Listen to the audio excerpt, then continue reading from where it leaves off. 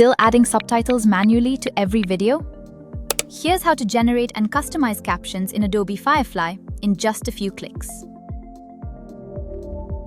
Go to firefly.adobe.com and open up the Quick Actions panel to get started.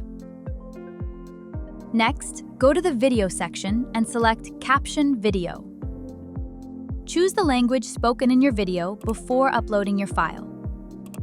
You can drag and drop your video directly into the window, or click Browse to upload it manually. Firefly currently supports files up to 1 GB and videos up to 5 minutes long. Once your file is uploaded, Adobe Firefly will automatically generate subtitles for your video. After the captions are generated, you can edit the text frame by frame to fix mistakes or adjust the timing manually. You can also customize the overall subtitle design by choosing different styles, layouts, and text formatting options. To better match your content, adjust the text color, shadow color, and overall subtitle appearance directly inside the editor.